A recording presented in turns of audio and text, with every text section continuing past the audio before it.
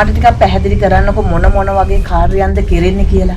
ඔව් අපේ නෝනා මම සියලු ආකාරයේ ගුරුකම් කරනවා. අනවින කොඩිවින කැපීම, ගෙදර ආරක්ෂා කර දීම, ඉඩකඩම් ආරක්ෂා කර දීම, ඒ වගේම හැරගිය අය ගෙන්වීම, ස්ථාන ආකර්ෂණ වශී බන්ධන, ඒ වගේම ව්‍යාපාර දියුණු, එතුරු නඩු හබජය, ඒ වගේම ඉගෙනීමට අදක්ෂ ළමයින්ට හරියාකාර සරස්වති පූජා කරනවා. ගුරුකම් කුලේ උසස්ම ගුරුකම තමයි කල්ලු මලයාරම් ගුරුකම. විශේෂත්වය තමයි අපේ නෝනේ කෙරුවොත් එකවරයි. එකවරේම ප්‍රතිඵල ලබා දෙන්න පුළුවන්. ඒක තමයි විශේෂත්වය. තාලි වලින් දරුවෙක්ගේ රසී බන්ධනයක් කර කර හිටියේ 1608 වාරා ජප කර කර. මෙහෙන් වැඩ රාජකාරී කරද්දී එහෙන් හිත මනස වෙනස් වෙලා නැවත මේ මිනිස්සයා කෙරේ හිත මනස යොමු වෙන්න තමයි නාම රූප කාම වසී බන්ධනයක් කරන්නේ.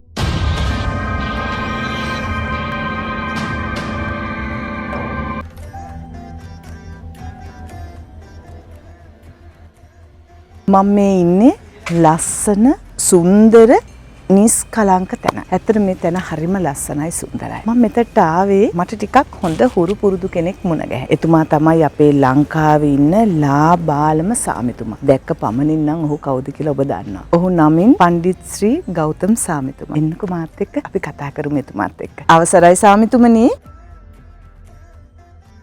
අවසරයි ආමේ අපේ නෝනානේ. මං හිතුවේ ඔබතුමී මෙතනට එයි කියලා. තෙරුවන් සරණයි අපේ නෝනේ. තෙරුවන් සරණයි. තුමා හොයාගෙන ගෙදරට ගියා ඊට පස්සේ තමයි කිව්වේ මේ මෙතන වැඩ ඉන්නවා කියලා. අපේ නෝනේ මම මේ විශ්ව ශක්තියත් එක්ක ගනුදෙනු කරන ගමන් තමයි හිටියේ අද නාගපිල්ලු බන්ධනයක් යනවා. මම දැන් මේ වගේ හැම දෙයකින්ම ඈත් වෙලා ගෙදර ඒ වටපිටාව පොඩි ගෝසාකාරී තත්ත්වෙන් ඈත් වෙලා මේ වගේ නිස්කලංක තැනකට ඇවිල්ලා ඇත්තටම මේ මොකක්ද මේ කරේ කියලා අපිට පොඩ්ඩක් පැහැදිලි කරන්නම්කෝ. අපේ නෝනේ මෙහෙමයි. මොන වැඩ රාජකාරිය කරන්නත් කලින් අපේ නෝනා හිත එක තැනකට ගන්න ඕනේ. එතකොට හිත එක තැනකට ගන්න නම් අපේ හිත සංසුන් කර ගන්න ඕනේ. අපිට වටපිටාවල් වල ගෝසාකාරී සද්දය ලැහෙනකොට නෝනා අපේ දැහැන් බිදෙනවා. විදේශගත වෙලා ඉන්න ළමයෙක්ගේ වශී බන්ධනයක 1108 වාරයක් ජප බන්ධනය තියෙනවා නෝනා. ඒ වශී කර්මයට කරන්නේ. ඒ වශී බන්ධන වල ජප බන්ධනයක තමයි නෝනා මම නිරත වෙලා හිටියේ. ඔබතුමා තමයි අපේ ලංකාවේ ලාබාලම සාමිතුමා මේ වගේ කාර්යයන් මනා ලෙස ඉෂ්ට සිද්ධ කරන. එහෙමයි අපේ නෝනා. මම හිතන්නේ බලාගෙන ඉන්න හැමෝමත් දන්නවා ඇති මීට ප්‍රථමත් ඔබතුමා ගැන ගොඩාක් අපි විස්තර කතා කරා. කොහොමද මේ දේවල් වලට සම්බන්ධ වුනේ? මම බුද්ධ වර්ෂ 2700කටත් ඉපැරණි ශාස්ත්‍රමාලාවක් තමයි මේ මම කරගෙන යන්නේ නෝනා. මේක අපේ බුදුහාමුදුරුව බුද්ධත්වයට පත් වෙන්නත් පෙර බුදුහාමුදුරුව බුදු වෙනවද රජ වෙනවද කියලා පඬිත් බමුණන් විසින් පවසලා තියෙන මේ අපේ ශාස්ත්‍රමාලාවේ කුල ශාස්ත්‍රමාලාවෙන් තමයි. ඉතින් දරුවෝ මේක මගේ පරම්පරාවෙන් එන දායාද. අරමුත්තගෙන් එන දායාදයක් එක්ක මම ඉන්දියානු ආభాෂයලා සියලු කල්ලු මලයාලම් බන්ධන කරන්න පැහැදින ඉතින් ඒක තමයි ඉතිහාසය. කල්ලු මලයාලම් බන්ධන කියන්නේ පොඩ්ඩක් පැහැදිලි කරන්නකෝ. අපි මොකක්ද කියන්නේ මොකක්ද ඒකින් කියන්නේ මොකක්ද? කල්ලු මලයාලම් බන්ධන කියන්නේ බන්ධන වල දැන් මම ඔබතුමියට පැහැදිලි කර අධිකාරියට තියෙනවා 1108 වාරයක් ජප කරන්න බන්ධන. එතකොට මේකේ මිනිස්සෙගේ ජීවිතය සැපවත් කරන්නත් මිනිස්සෙගේ ජීවිතය විනාශ කරන්නත් මෙතන කෙම් තියෙනවා. එතකොට මම මේ දේවස්ථාන මාලාවට මම කලින් කිව්ව අධිකාරියටම අපේ නෝනා මං ජීවිතේටම කරලා නැහැ කවදාවත් මිනිස්සුන්ට ඉදිකඩ තුඩකින්වත් අහිතක් අවඩක් වෙන දෙයක් කරලා නැහැ දේවස්ථාන මාලාවේදී. කල්ලු මලයාලම් බන්ධන ලෙස හඳුන්වන්නේ ඉන්දියානු ගුරුකම්. ඉන්දියානු ආభాෂයෙන් එන ගුරුකම්. එතකොට මේක ගුරුකම් කුලේ උසස්ම ගුරුකම්. ඒ කියන්නේ ඉන්දියානු ගුරුකම් කුලේ උසස්ම ගුරුකම තමයි කල්ලු මලයාලම් ගුරුකම්. විශේෂත්වය තමයි අපේ නෝනේ කෙරුවොත් එකවරයි. එකවරේම ප්‍රතිඵල ලබා දෙන්න පුළුවන්. ඒක තමයි විශේෂත්වය. අනිත් හැම ගුරුකමකට වඩා අති ප්‍රබලයි. මටත් හරි විශේෂයි. දැන් අපි මේ වගේ ගුරුකම් කරන්න මේ වගේ දේවල් දකින්නේ ටිකක් වයස ගිය ඒ වගේ රූප තමයි අපි නිතරම සමාජ මාධ්‍ය මේ හරහා අපි දකින්නේ. හැබැයි ඔබ කියන්නේ ඉතාම තරුණ ලස්සන සුන්දර බොහොම පොඩි වයසක ඉන්න කෙනෙක්. මට හිතා ගන්න බෑ මේ තරම් හැකියාව දක්ෂකම කොහොමද ආවේ කියලා. කොහොමද අපි ගිය පාර වැඩසටහන තුල ලැබිච්ච ප්‍රතිචාර සහ ඔබතුමා ළඟට ආපු කරපු අය ඒ කරපු කාර්යයන් කොහොමද පොඩ්ඩක් ඒ ගැන චුට්ටක් කියන්නකෝ බලන්න. අපි වයස අදාළ වෙන්නේ නැහැ කොතනකවත්. අපි කුඩා දරුවෙකින් වුණත් බුදුබණ වල දේශනා කළ දෙන අපිට ගන්න දේවල් ගොඩක් බොහෝමයක් තියෙනවා. එක් කාර්යයක් කරන්න ස්වභාව ධර්මයන් විසින් මවලා තියෙන එක් අධිකාරියට මිනිහ. ඒතර ඔබතුමිය වෙනම කාර්යයක් මම වෙනම කාර්යයක්. ඒ කාර්යයන් වල තමයි ස්වභාව ධර්මයන් විසින් මවලා තියෙන මිනිස්සු. දසදහස් සංඛ්‍යාත අසරණ වෙච්ච දරුවන්ට පිහිට වුණා. බොහොම සතුටුයි මේ දැනටත් කරන්නේ ඒ වැඩ රාජකාරියක්. ඉතාලිය වලින් දරුවෙක්ගේ රසී බන්ධනයක් කර කර හිටියේ 1108 වාරා ජප කර කර নানা ප්‍රකාර විවිධාකාර ප්‍රශ්න වලින් ගැටලු වලින් පෙළෙන මිනිස්සුන්ට පිහිටක් සරණක් වෙන්න මතු ආත්මයක උප්පත්ති ගන්න පින් ගන්න මේ හැම වැඩක්ම සාර්ථක ලෙස කරගන්න ශක්තිය විශ්ව ශක්තියෙන් ලැබිලා තියෙනවා. භද්‍රකාලියන් මගෙන් ලැබිලා තියෙනවා. ආත්ම හතක් මතු බුදු ගන්න පෙරම් පුරන පත්තිනි මෑණියන්ගෙන් ලැබිලා තියෙනවා. ඉතින් බොහොම සතුටුයි. ඒ වගේම දැන් අපිට මේ අපේ ලංකාවේ ඉන්න අය විතරක් නෙමෙයි දැන් ඉතාලියෙන් කෙනෙක් කතා කරලා ඒ වැඩ කටයුත්තක් කරනවා. කොහොමද ඒ වගේ රටවල් වල ඉන්න අයව සම්බන්ධ කරගන්නේ? අපේ රටේ අය සම්බන්ධ කරගන්නේ මොන වගේ දේවල්ද අවශ්‍ය වෙන්නේ? අපිට රූපේ අවශ්‍යද? ඒ කෙනාම එන්න ඕනේද? නැත්තම් කොහොමද ඒ කාර්යය වෙන්නේ මම බලන් ඉන්න අයට මං හිතන්නේ හරි ලේසියෙන් පහසුවෙන් ඒ දේ කරගන්න පුළුවන්කමක් තියෙනවා නම් හැමෝම ඒ දේට එකතු වෙවි. කොහොමද ඒ දේවල් කරගන්නේ කියන්නකෝ බලන්න. මෙහෙමයි අපේ නෝන. විදේශගත කෙනෙක් ලංකාවේ කෙනෙක් කියලා මට වෙනසක් නැහැ.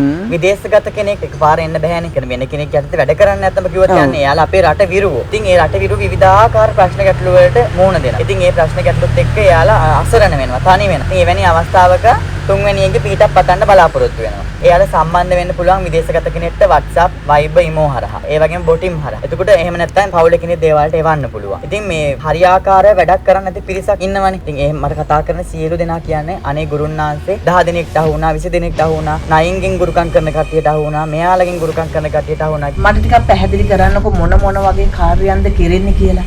ඔව් අපේ නෝනා මම සියලු ආකාරයේ ගුරුකම් කරනවා. අනවින කොඩිවින කැපීම, ගේදොර ආරක්ෂා කර දීම, ඉඩකඩම් ආරක්ෂා කර දීම, ඒ වගේම හැරගිය අය ගෙන්වීම, ස්ථාන ආකර්ෂණ වශී බන්ධන, ඒ වගේම ව්‍යාපාර දියුණු, ඒතුළු නඩු හබජය, ඒ වගේම ඉගෙනීමට අදක්ෂ ළමයින්ට හරියාකාර සරස්වති පූජා කරනවා. සියලු ආකාරයෙන් හොඳ දේවල් කරනවා අපේ නෝනා. මට මතකයි ගිය පාර මත්ද්‍රව්‍යයට ඇබ්බැහි වෙච්ච ළමයිව පවා ඒ වලින් මුදවා ගන්න ක්‍රමවේද ඔබතුමා ළඟ තියෙනවා නේද? ඔව් මත්ද්‍රව්‍ය තිත්ත බඳුන තියෙන අනිවාර්යයෙන්ම මත්ද්‍රව්‍යයට කෙනෙක් ඇබ්බැහි වෙලා ඉන්නවනම් අනිවාර්යයෙන්ම දින 14ක් ඇතුළත ඒ මත්ද්‍රව්‍ය වල දිහා හැරලවත් බලන්න බැරි විදිහට මත්ද්‍රව්‍ය තිත්ත බඳුන දානවා. විශේෂයෙන්ම කිව්වොත් හැරගිය කෙනෙක් ගෙන්නනවා නම් මට අනිවාර්යයෙන්ම ඒ අයගේ නම් උපන්දින ඡායාරූප ඒ වගේම උපන් ලග්න ඕනේ මට. එතකොට මට ඒ හැරගිය කෙනෙක් ගෙන්වන්න ඒ වගේම වශී බන්ධනයක් කරන්න හැරගිය කෙනෙක් ගෙන්වන්න දින දෙකක කාලයක් තමයි යන්නේ. මම නාග ජීව මානව දිෂ්ටි කරපු නාග පිල්ලුවක් යවල ඉවර වෙලා ඒ නාග පිල්ලුව දිෂ්ටි කළා තමයි මේ හැරගිය කෙනාගේ හිත මනස වෙනස් කරලා අපි මෙහෙන් දේවස්ථාන මාලාවේදී වැඩ රාජකාරී කරලා 1108 වාරයක් මන්ත්‍ර ජප කරලා ඉවර වෙලා මෙහෙන් වැඩ රාජකාරී කරද්දී එහෙන් හිත මනස වෙනස් වෙලා නැවත මේ මිනිස්සයා කෙරේ හිත මනස යොමු වෙන්න තමයි නාම රූප කාම වශී බන්ධනයක් කරන්නේ. එතකොට වශීයක් කියන දේ මේ නෝනා ගොඩාක් පැතිවලට බෙදෙනවා. ස්ථාන වශී තියෙනවා. එතකොට ආකර්ෂණ වශී තියෙනවා. ජීව වශී තියෙනවා. ප්‍රාණ වශී තියෙනවා. එතකොට ස්ත්‍රී වශී තියෙනවා. ස්ත්‍රී පුරුෂ වශී තියෙනවා. ඒ කියන්නේ හැරගිය අයන ගොඩක් මට ගොඩාක්ම අය කතා කරේ අනේ ස්වාමිතුමා මම දරුවෝ දෙන්නෙක් එක්ක අනාථ වෙලා ඉන්නවා. මම දරුවෝ තුන් දෙනෙක් එක්ක අනාථ වෙලා ඉන්නවා. මහත්ය වෙන කෙනෙක් එක්ක අනියන් සම්බන්ධතාවය පවත්වගෙන හරිම කනගාටුයි. මේ ගුරුකම් කරන අයත් ඉතින් ඇයි එහෙම කරන්නේ? මිනිස්සුන්ට මේ දන්න ශාස්ත්‍රයෙන් දන්න පිළිවෙලට මිනිස්සුන්ට උදව් කරන්න වරමක් ලැබිලා තියෙනවා නම් අපේ නෝනා මේකෙන් හරියට ප්‍රතිඵල ගන්න හැකියාව තියෙනවා නම් ඇයි මිනිස්සුන්ගෙන් මේ දේවල් කරන්නේ? ඔව් අන්න හොඳ ප්‍රශ්නයක් ඔබතුමාගෙම කටින් කියනවා. මොකද ඇත්තටම අපේ ජනතාවට එපා වෙලා තියෙන්නේ. මේ හොර මගුලි ඒ කියන්නේ බොරු කරලා සීසතම හුරාගෙන කාලා ඒ වගේම ඔවුන් මානසික වැටලා ඉන්න එක තවත් මානසික වැටලා තියෙනවා. ඒ නිසා මිනිස්සු මේක ප්‍රතික්ෂේප කරනවා. මිනිස්සු මේකේ පිළිසරණකට යන්නට අත්දැකලා වෙලා තියෙනවා. කොහොමද ඔබතුමා මෙච්චර විශ්වාසය මෙච්චර ඒ ගැන මේ දැඩි ලෙස මේ ගැන කියන්නේ? දැන් කොහොමද තිබිච්ච ප්‍රතිචාර? දැන් ඔයගලන්ට අපි දකින්නවා විදාය එනවා.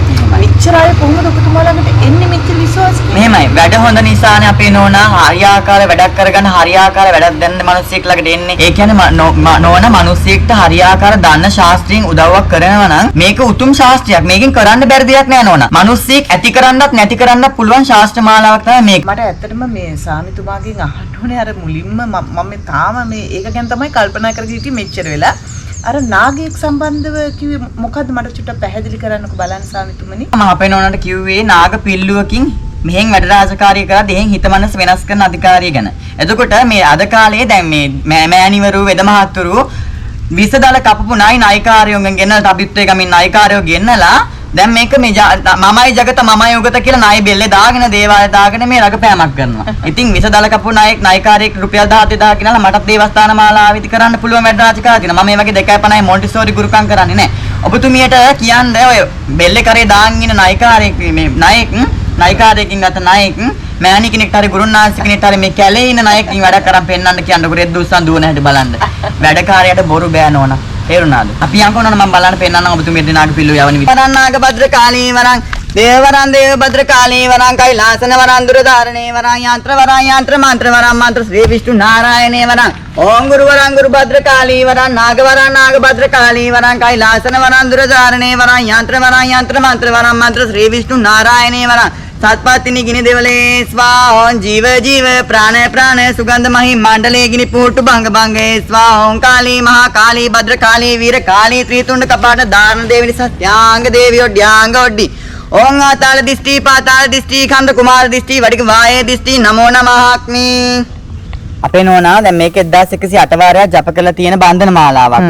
එතකොට මේක රෑ 12:02ට පිල්ලුව කැදවල ඉවර වෙලා පිල්ලුවේ ශරීරය වෙත යවල ඉවර වෙලා ඒ බන්ධන මාලාවෙන් කරලා තියෙන නාම රූප කාම වශී බන්ධනය එයාගේ හිත මනස මෙහෙන් වැඩ රාජකාරිය කරනකොට වෙනස් වෙන්න. ඒ කියන්නේ ඒ ගෑනු දරුවාගේ හිත මනස වෙනස් වෙලා පිරිමි දරුවා කෙරෙහි යොමු වෙන්න තමයි මේ නාග පිල්ලුව කැදවලා තියෙන්නේ. එතකොට මේ නාග පිල්ලුව කැදවලා මෙතන තව කෙම් ගොඩාක් තියෙනවා. ඒක රෑ 12:02ට තමයි කරන්නේ. එතකොට ඒ පිල්ලුව නැගිටලා ඉවර වෙලා පිල්ලුවක් කියන එකේ අර්ථයවත් නොදනාද නායික බෙල්ලේ දාගෙන වැඩ රාජකාරී කරන පිල්ලුවක් කියන ආත්මයක් ඇඳවන එක. ආත්මයක් ඇඳවන්නේ රෑ මැදියම් ගොම්මනේ. එතකොට රෑ 12:02ට තමයි මේ වැඩ රාජකාරී කරන්නේ.